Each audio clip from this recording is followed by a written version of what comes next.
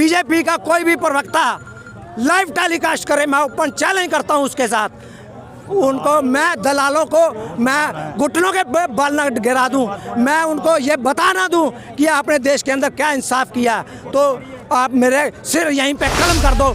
Video में कही गई बातों का फोरम से कोई लेना देना नहीं है, वक्ता के निजी विचार हैं। हमारा मकसद आप तक हूबहू जनता की आवाज़ पहुंचाना है। अगर इस वीडियो को लेकर कोई विवाद होता है तो इसके लिए फोरम जिम्मेदार नहीं होगा। मैं सुखविंदर सिंह भाटिया 1984 सिख कतलेआम पीड़ित वेलफेयर सोसाइटी पंजाब से हूँ, और मैं आज हमारे जो 30,000 परिवार 1984 में पंजाब में गए थे, उनके हक के अंदर आज किसानों के हक के अंदर आज हम समर्थन देने के लिए आज यहाँ पे आए हैं।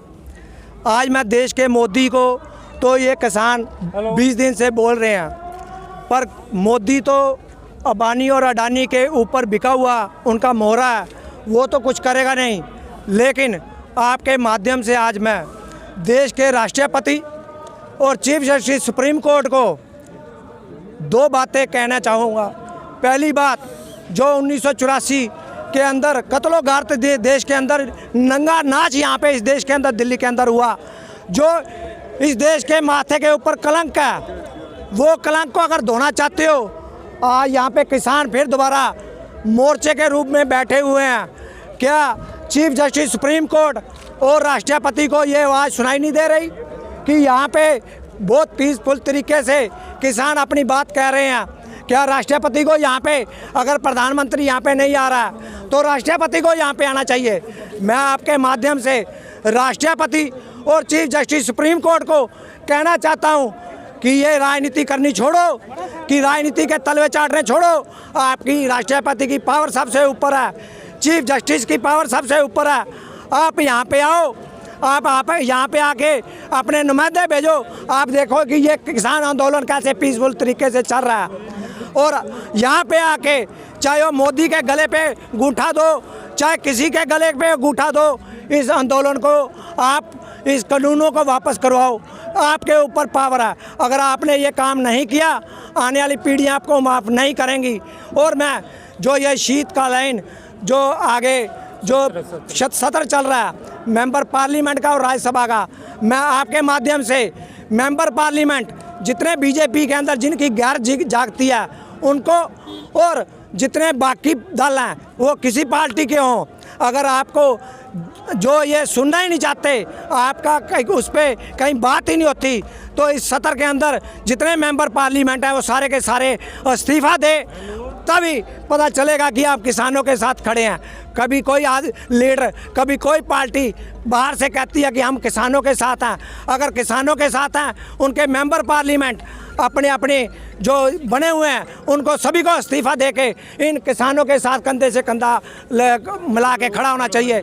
और लास्ट में फिर मैं दोबारा चीफ जस्टिस सुप्रीम कोर्ट को और प्रधान राष्ट्रपति जी को आह्वान करता हूं कि अपनी कुर्सी को छोड़ो इस आंदोलन के अंदर यहाँ पे आके, क्योंकि मंदिर में आपको जाने से इन बीजेपी लीडरों ने रोक दिया था। आप इस मंदिर के अंदर जो किसानों का ये मंदिर चल रहा है, इसके अंदर आके बैठो, इसके अंदर आके इनकी बात सुनो, और ये जो काले कानून जिसके ऊपर आपने साइन किए हैं, चाहे इनके दबाव के अंदर किए हैं, पर आज राष्ट्रपति की जो असली ग्रामता, जो उनकी ताकत है, उसको दिखाने की ज़रूरत है। अगर ये नहीं दिखाई, और आने वाला टाइम ये हमारे को खालिस्तान या हमारे को कोई चीज़ मांगने की ज़रूरत नहीं पड़ेगी। ये अपने आप ही उस रास्ते पे चल पड़े हैं कि ये अपने आप ही बनना शुरू हो जाएगा। हमारे को कोई हमारे मुंह में जो ज़बरदस्ती है डालना चाहते हैं, हम कुछ नहीं कर रहे, क्योंकि हमारे पूर्वजों ने इस देश को आज़ाद कराने के लिए कुर्बानियाँ दी हैं। हमारा देश है।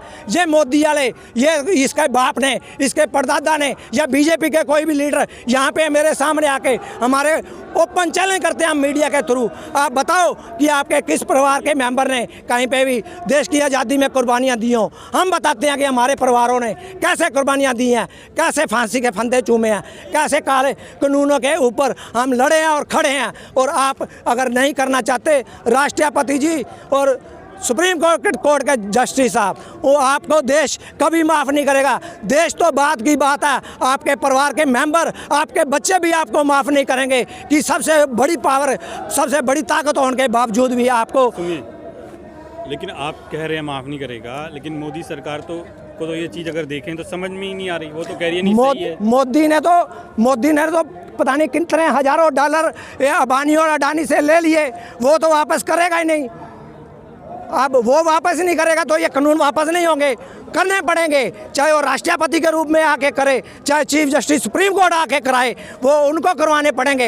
ये नहीं करेगा। ये तो इतना नंगा आदमी है जो चाय बेचता बेचता देश का प्रधानमंत्री बेवकूफ़ को बना दिया।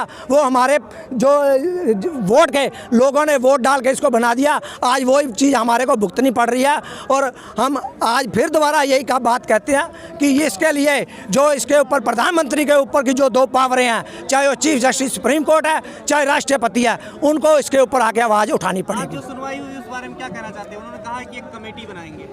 सर, यहाँ पे कमेटी की जरूरत नहीं है, यहाँ पे एक्शन लेने की जरूरत है। अगर जो 84 का माहौल दोबारा बन गया उसके बाद कमेटी बनाओगे। हमारे को आज 36 साल में इंसाफ नहीं मिला। अगर देश ने इंसाफ दिया, चीफ जस्टिस सुप्रीम कोर्ट बताएं 1984 का इंसाफ क्या आज तक तुम्हारी अदालतें दे सकी हैं? वो बात मैं आपके माध्यम से फिर दोबारा कहना चाहता हूँ कि कमेटी बनाने की जरूरत नहीं है। हमारे 1984 के ऊपर कितनी बार कमेटियाँ बनी, इंसाफ नहीं मिला। आज राष्ट्रपति और चीफ जस्टिस सुप्रीम कोर्ट को यहाँ पे आके इसका साथ के साथ निपटारा करने की जरूरत है। कोई कमेटी के गठन करने की जरूरत नहीं पड़ी है कि यहाँ से हटाया जाए और कुछ लोगों के बयान भी इस तरीके से आ रहे हैं कि हटाया जाए इन लोगों। वो किसानों को तो बहुत दूर की बात है। एक कंगना शंगना कौन थी है, उसको उसने एक ट्वीट किया था, उसकी बोलती बंद कर दी। वो तो ये तो छोटे मोटे बीजेपी के लीडर हैं, उनमें दम है। ये मैं किसान के तरफ से नहीं, मैं अपनी तरफ से बोलता हूँ। बीजेपी का कोई भी प्रवक्ता लाइव टेलीकास्ट करे, मैं ओपन चैलेंज करता हूँ उसके साथ। उनको मैं दलालों को मैं घुटनों के बल न गिरा दूं, मैं उनको ये बता ना दूं कि आपने देश के अंदर क्या इंसाफ किया, तो आप मेरे सिर यहीं पे कलम कर दो, मेरे को कोई दुख नहीं होगा। बीजेपी के प्रवक्ता क्यों बताएंगे कि जो है वो तो दिखाई रहे कि यहाँ पे कुछ चंद मुट्ठीभर लोग हैं। वो तो जो देखो, वो जो चंद है, वो चंद उनका मीडिया भी चंद लोगों का बना हुआ जो अपने आप को दिखा रहा है, जो देश के अंदर चल रहा है। वो अपने जेब के अंदर नोटों के गठियाँ, और ये तो अंबानी अडानी के खुद के बनाए हुए चैनल ही उनके अपने हो गए हैं। वो क्या हमारे को बताएंगे हमारा कट कितना है? हमारे सामने आके मुकाबला करके तो देखें, हमारे साथ आगे बात करके तो देखें। हमारे साथ बात करके ये हमारे को अपनी तरफ खींचने की तो बात करें, बातों से ही खींचने की बात करें। जब भी हमारे किसान जाते हैं तो वही बात जो दिखाते हैं वो उसी बात के ऊपर अड़े रहते हैं। वो ये तो दिखाएं कि हमने जो कानून, अगर उन्होंने कानून सही बनाए थे तो फिर आज उनके अंदर उनको ठीक करने की नौबत क्यों आ रही है?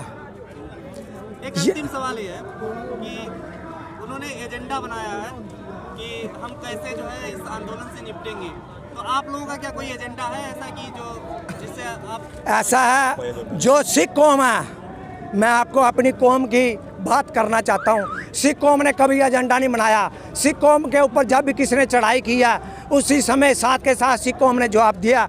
अगर कोई उन्होंने ऐसा कोई एजेंडा बनाया, इन्होंने शंभू बैरियर से लेकर दिल्ली बॉर्डर तक एजेंडा बना के रखा था कि ये खट्टर सरकार हमारे को रास्ते पे रोकेगी, हमने वो नहीं रहने दिया। आगे के भी जो उनके एजेंडे आएंगे उसी तरीके वो भी चकनाचूर हो जाएंगे। खबरों में बने रहने के लिए फोरम 4 को सब्सक्राइब करें और नोटिफिकेशन पाने के लिए बेल आइकन दबाएं।